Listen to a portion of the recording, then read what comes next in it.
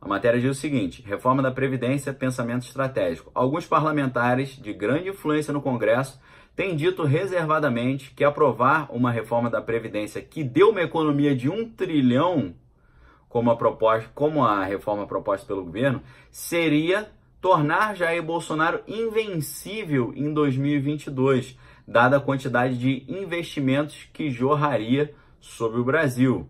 Olha só, olha só. Vocês conseguiram entender? Alguns parlamentares de grande influência no Congresso estão dizendo reservadamente que aprovar uma reforma da Previdência que deu uma economia de 1 trilhão para o governo Bolsonaro seria tornar Bolsonaro invencível em 2022, dada a quantidade de investimentos que jorraria no Brasil. Tá? Eles estão preocupados do Brasil bombar. Eles estão com medo do Brasil prosperar.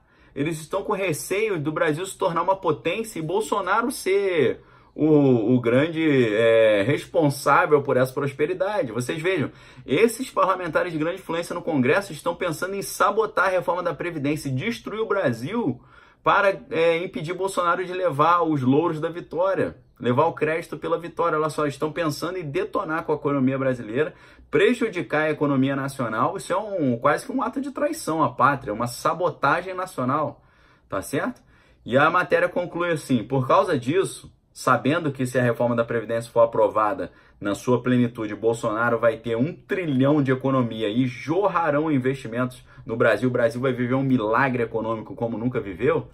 Por isso, continuando, eu estou lendo a matéria aqui, por isso, estrategicamente, esses congressistas avaliam aprovar uma reforma de metade desse valor, de 500 bilhões ou 600 bilhões, porque isso seria mais adequado. Olha só, eles estão querendo prejudicar a reforma, atrapalhar a reforma, fazer a reforma ter metade do seu poder, metade da sua potência, metade da sua abrangência, metade da sua força de restauração do Brasil, para evitar que Bolsonaro leve o crédito da...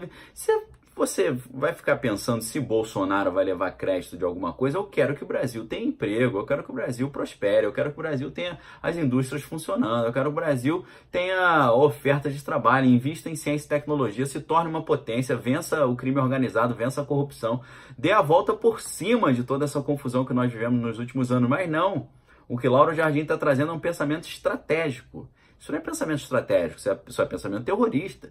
Isso é uma sabotagem, isso é uma covardia. Você imagina